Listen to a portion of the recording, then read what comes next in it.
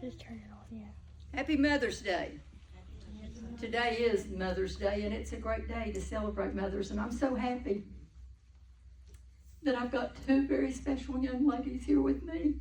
Aww. Justine became my daughter in 2007.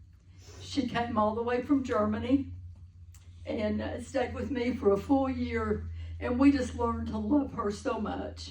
She's been back a couple of times since then, and it's always such a joy to have her with us. Amen. We love you dearly, Justine. Amen. And now we love Nora. Nora's her good friend that they said they've been friends for about 20 years, and she came over with her, so now she's just one of ours too. That's how it is at my house. If you come with one of our kids, you become one of ours as well. And so, but I am so thankful that she got to come in, and it worked out that it happened to be on Mother's Day weekend. So anyway, thank you all for welcoming her. I'm going to read this little thing before I start my message, and it's called When God Created Mothers. It says, and I didn't write this, so I'm not trying to take anybody's work. It belongs to somebody else. When God created mothers, when the Lord was creating mothers, he was on his 6th day of overtime when the angel appeared and said, "You're taking a lot of time on this one." And God said, "Have you read the specs on this model? She has to be completely washable, but not plastic, have 180 movable parts, all replaceable, run on black coffee and leftovers, have a lap that disappears when she stands up, a kiss that can cure anything from a broken leg to a disappointed love affair, and 6 pair of hands." The angel shook his head slowly and said, 6 pair of hands? No way. It's not the hands that are causing me the problem, as God said. It's the 3 pair of eyes that mothers have to have. And that's just on the standard model. Asked the angel. God nodded. 1 pair that sees through closed doors when she's asking, "What are you doing in there?" when she already knows what they're doing because she's got the eyes to see through. She has to have another here in the back of her head that sees what she shouldn't, but what she has to know. And of course, the ones here in the front that can look at a child when he goofs up and say, "I understand, and I love you," without so much as uttering a word. God said, the angel touching his sleeve gently, "Get some rest tomorrow." "I can't," said God. "I'm so close to creating something so close to myself. Already I have one that heals herself when she is sick, can feed a family of 6 on 1 pound of hamburger, and can get a 9-year-old to stand under a shower." The angel circled the model of the mother very slowly. "It's so soft," the angel sighed. "But tough," said God excitedly. "You can imagine what this mother can do or endure. Can it think?" "Not only can it think, but it can reason and compromise," said the Creator. Finally, the angel bent over and ran his finger across the cheek. "There's a leak," she said. "I told you that you were trying to put too much into this model." "It's not a leak," said the Lord. "It's a tear." "What's it for?" "It's for joy, sadness, disappointment, pain, loneliness, and pride."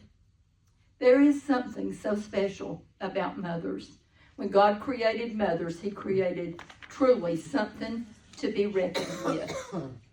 Today I'm going to talk to us, though, about a woman that I don't know that I've ever really heard a Mother's Day message on her, but I want us to look at a mother in the Bible, and her name is Ruth. We have a whole book in the Bible about this woman. It contains 4 chapters, and there's a whole lot that's contained in just that one book.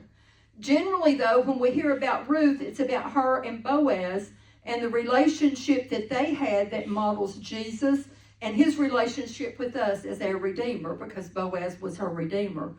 But today I want us to look at some characteristics that Ruth exhibited that made her a great mother as well as a great individual. Ruth was set in a time before there was a king and all the judges ruled in Israel. It was a very dark time in the country as everyone did what they wanted to. And that sounds kind of like where we live today. Everybody just wants to do the wrong thing.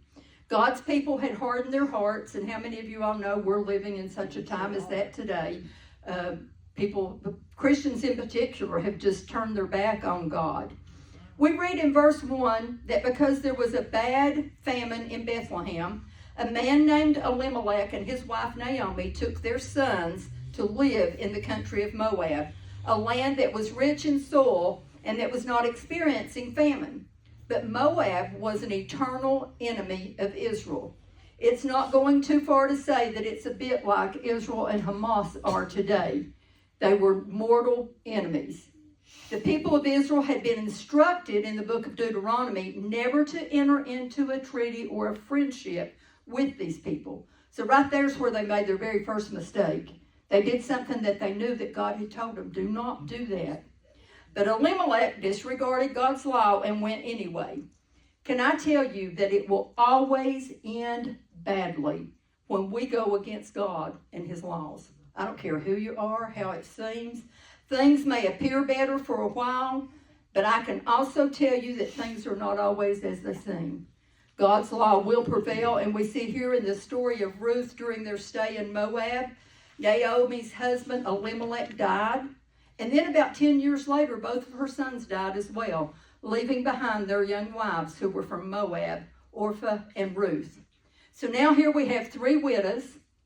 You have to understand that widows in this time in the ancient world, they were thought of as nothing. If somebody didn't come on, if they didn't have a kinsman redeemer that came along underneath them and took care of them, they were kind of like homeless people are today in our society. So Naomi here is in a foreign land where she wasn't supposed to be, so she definitely had no one to step in and take care of her.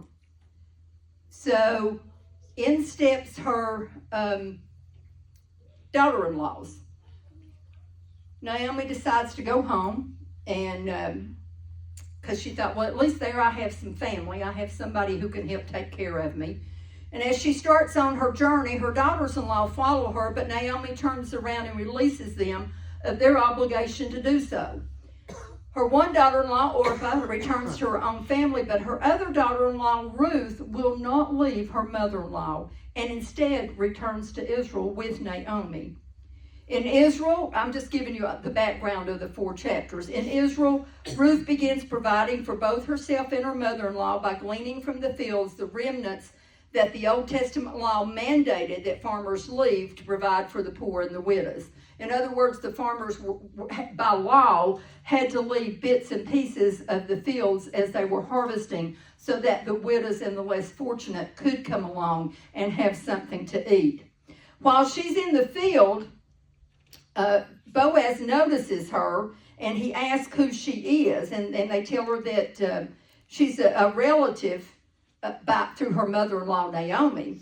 Finally, at the end of chapter 4, we discover that Ruth has a son and turns out to be the father of David's father, Jesse, and ultimately Ruth, a foreigner who the Old Testament had explicitly prohibited the Israelite people from even befriending, let alone marrying, became the great, great, great, great, great times 25 greats grandmother of Jesus.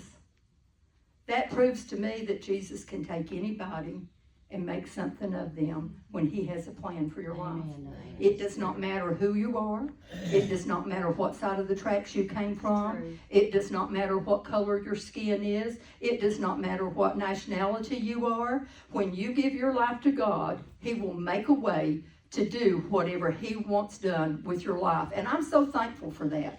I'm thankful that there was a time that in society, growing up, I was considered worthless. Let us be honest. My mother, we didn't have anything. We were poor as church mice.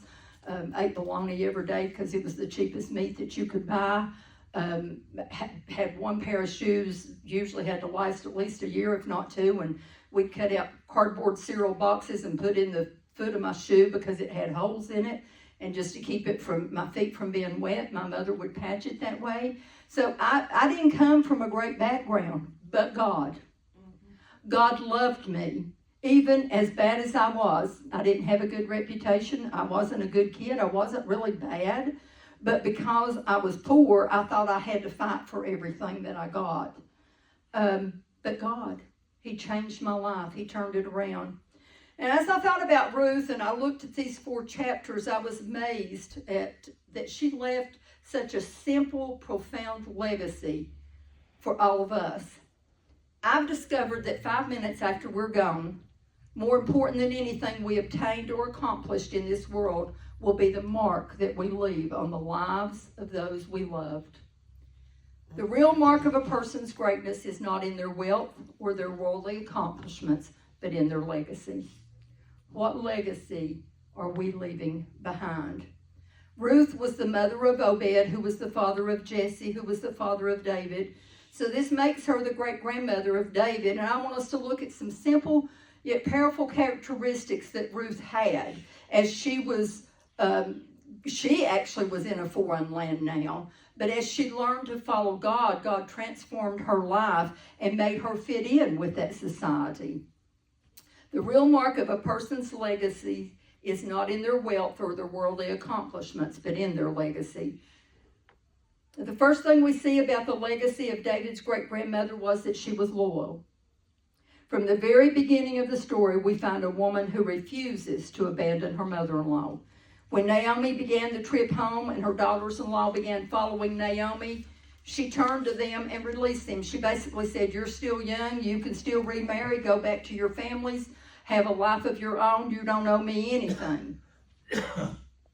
Because she said, nobody will marry you where we're going. You're going to be a foreigner there. Nobody's going to want you there. Orpah turned around and went home. But Ruth, the story tells us that Orpah, one of Naomi's daughters-in-law, did return to her family, but that Ruth clung to Naomi. She wouldn't let her go. And in verses 16 and 17, Ruth pledges her allegiance and her devotion to her mother-in-law.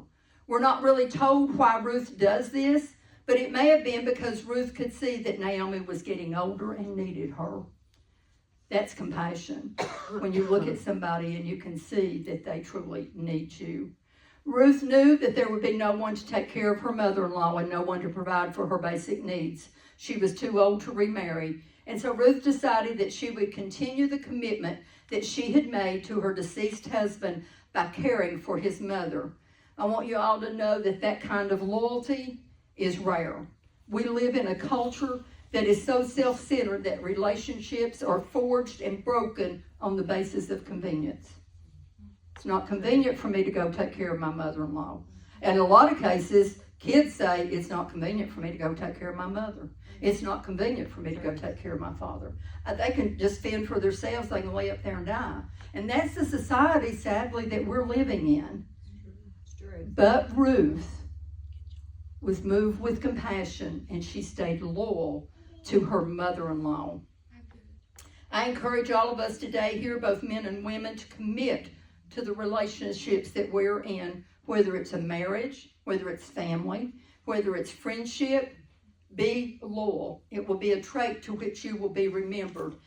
I can say this, that two of the ladies in this church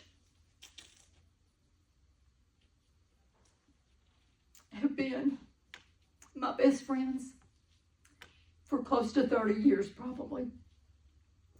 I know that I could go to Renee or Pastor any time of the day or night, and they have seen me through some of the roughest times in my life. They've stood by me. They've prayed with me. They've come alongside of me. They have been loyal friends, and I am so thankful for them. I am so, so thankful to have them. The second thing that we see in the life of Ruth was that she never stopped loving. In chapter 1, verse 8, Naomi says to her daughter-in-law, "May the Lord deal kindly with you, as you have dealt with the dead and with me." The Hebrew text uses a word that carries a powerful meaning which is lost in most of our English translations. The word is hesed, and it's used repeatedly in the Old Testament to refer to God's love for us. It's unconditional love. The word was first used to describe the nature of the covenant between us and God. In the past, we've learned that God entered into a covenant relationship with the Hebrew people. In a covenant, both sides agree to terms. And a typical covenant is if one side broke the agreement, then the other side was released from their obligation to that covenant. But we're told that unlike typical covenants, God's love for us is hesed. It's unconditional and it's unmerited. In other words, even when we fail, God continues to love. God never stops love. Even when we break our side of the agreement, God does not. He remains faithful. He loves us, period. He loves us. Nothing we can do will make him love us anymore. And there's nothing that we can do that will make him love us any less. I don't care how bad you get, what you do, what you say, God will still love you. That's the same word that's used to describe Ruth. That's the kind of love for which we are remembered as parents. And isn't it incredible to know that God loves us with that same kind of love? I can't imagine my kids doing anything that would ever make me not love them. I definitely have not always agreed with them. I've not always backed them, so to speak, or come alongside of them. I've always said, hey, you're in the wrong, but I still love you.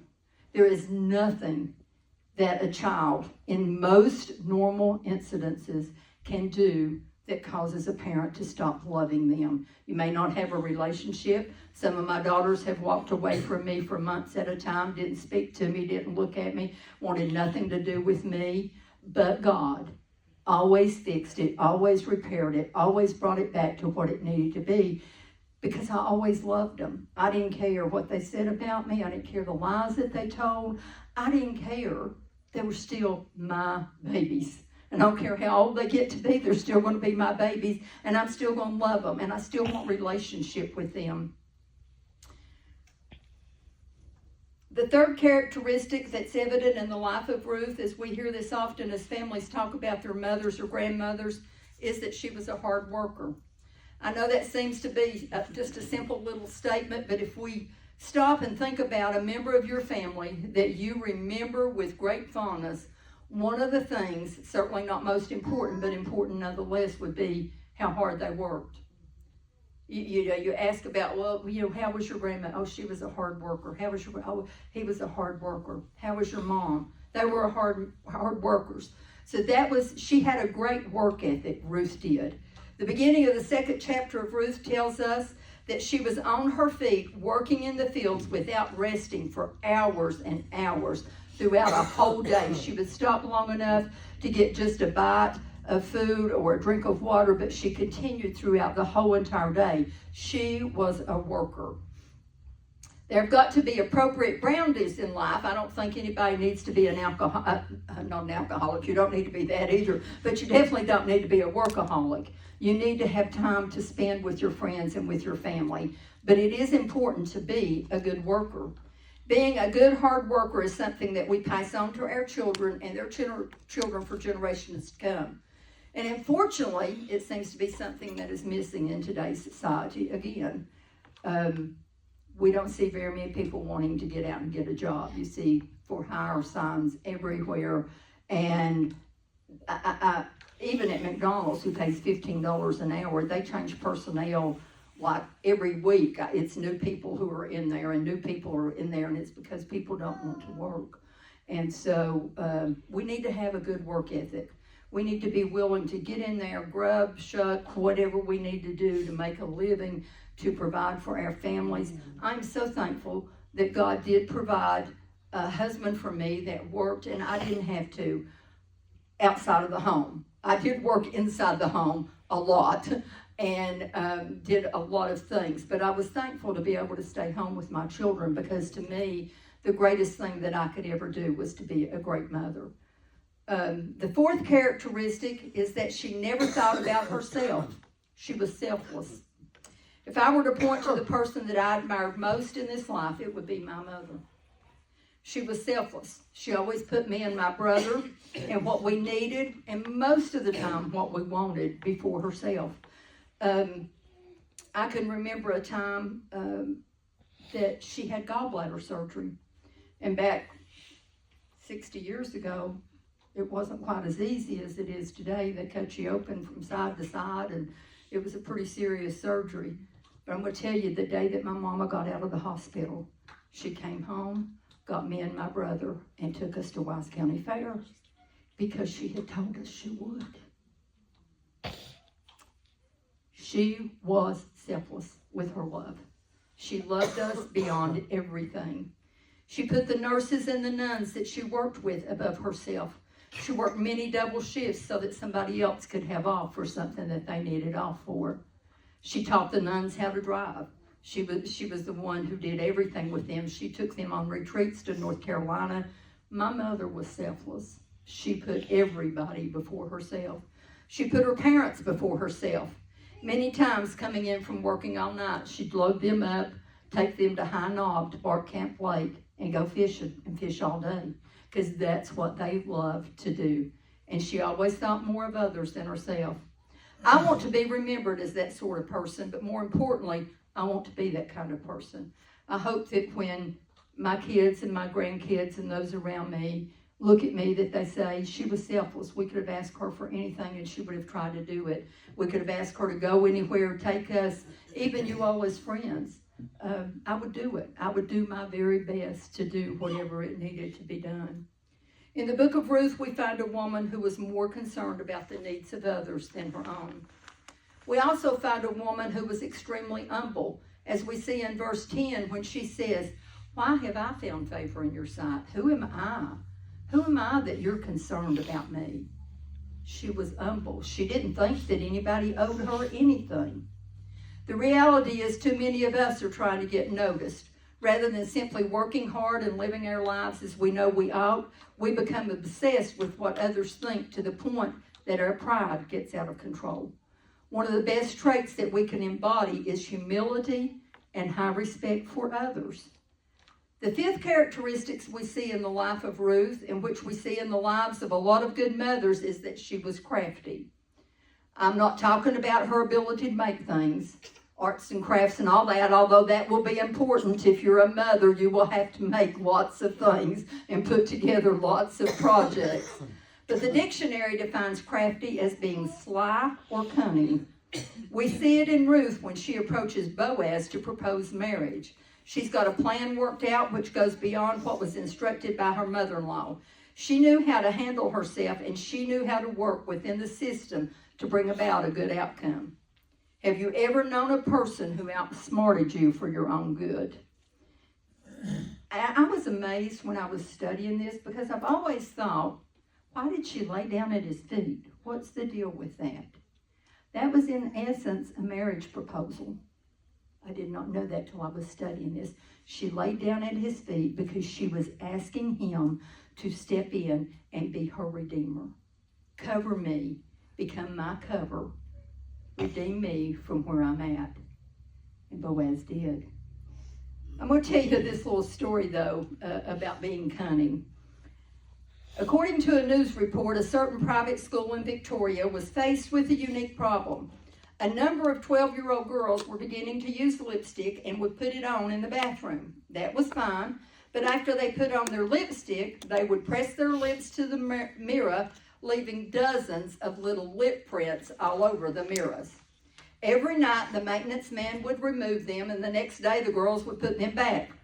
Finally, the principal decided that something had to be done about all these lip prints on the mirror. She called all the girls to the bathroom, met them there with the maintenance man. She explained that all these lip prints were causing a major problem for the custodian, who had to clean those mirrors every night. To demonstrate how difficult it had been to clean the mirrors, she asked the maintenance man to show the girls how much effort was required.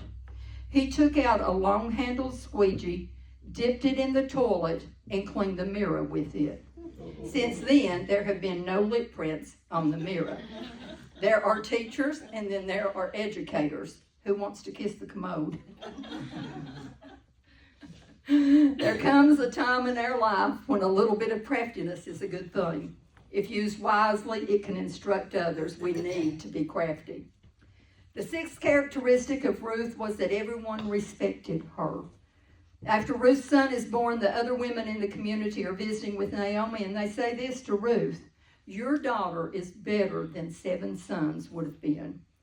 You think about the significance of that statement. In ancient culture, the worth of a woman was dependent upon her ability to produce a male heir to carry on her husband's name. Naomi's sons had died, so she was at risk of losing her ability for her family tree to continue growing. But these women say Ruth is better than 7 sons by her loyalty, by her love, by her hard work, by her selflessness, by her craftiness, Ruth had gained the respect of those around her. Finally, and perhaps most importantly, Ruth was used by God. We know this because not only did she become the great-grandmother of David, but an ancestor of Jesus himself. Can you imagine that? A woman from the outside of Israel in a day and age in which the only worshipers of God were in Israel, marries an Israelite which was against the Jewish law, but yet she becomes the great-grandmother of David and later of the Messiah. I don't know about you, but that encourages me. God does not choose us according to bloodlines, genetics, or ability, but according to the heart and according to his plans. But like Ruth, we have to be willing to submit to those plans. Ruth was a woman who left behind an amazing legacy. A legacy is when you leave something behind that is worthy of the life that you want others to remember. These are the characteristics that Ruth had. Be loyal, which is another word for faithful. Be faithful to those in your life, to where you are. Naomi and her family left where they were going to when things looked better and on the other side, and they thought things were going to be easier, but the consequences were horrible. Her husband died, her 2 sons died, and she returned back to her own country bitter and broken. Things sometimes look better down the road. Oh, that church down there, they preach better. Or that church over there, they've got better music. That job down there, I think I could make more money. Be careful that you don't jump out of where God has you to go to a place that looks better, but you end up losing. She lost her husband, she lost her 2 sons, and she returned home empty. Love unconditionally. Ruth didn't have to love Naomi, but she did. Our love shouldn't depend on what others do or don't do. It's a choice for us. We can choose to love. No matter what somebody's done to you, no matter where they are, we can choose to love. I choose love because he loved me first. He loved me when I was in a ditch, when I was unlovable, when I was ugly, when I was a sinner. He loved me. He chose to love me. It was my choice to love him back, and I'm thankful for that. Be a hard worker. Don't shirk your responsibilities. Be diligent. There's a scripture that says, whatever you do, do well. For when you go to the grave, there will be no work or planning or knowledge or wisdom. That's found in Ecclesiastes 9:10. There's another version of it that says, whatever your hands find to do, do with all your might, and to work hard. So the Bible teaches us we need to be hard workers. Be selfless. Put others before yourself. Do to others what you would like them to do to you. This is the essence of all that is taught in the law and the prophets. That's Matthew 7:12. In other words, do unto others what you would have others do unto you. We've heard that. It's called the golden rule. We've heard it all of our life, but it is also biblical. A lot of sayings that we have are not biblical. They're just sayings that somebody came up with, and most of them are really good, but this one's biblical. Do unto others what you would have them do unto you. In other words, be a good person. Be crafty, not making things, although like I said, if you're a parent, you're going to have to make some things. Well, all the projects that I've made, Justine and I were talking about the last time that she was here, we had to make a big box. It was called the Big Sister Reveal, and Kerrigan was in cheerleading. And we worked on that big box half the night to get it ready for her to go to her cheer thing. So you will have to do some crafts, but that's not the crafty that I'm talking about. There's a saying, you catch more flies with honey than you do with vinegar. That's being crafty. Respect. Respect can be defined as thinking and feeling good about a person. Also, it's treating someone in a way that shows them that you care about their well-being. When you respect someone, you consider them as a person of worth. Respect isn't earned, it's given. I'm sure you've heard this saying before. Basically, it means to act in a way that is worthy of respect. We see that Ruth was this type of woman, one to be respected. My question for you today on this Mother's Day is whether you're a mother or not, or what kind of legacy are you leaving now? What will others remember about you? Are you respected? Are you loyal? Are you hardworking? Are you selfless? Are you dependable? Because people depend on you. When you tell them you're going to do something, you're going to be somewhere, are you dependable and you show up and you're there and you do? Do you love unconditionally?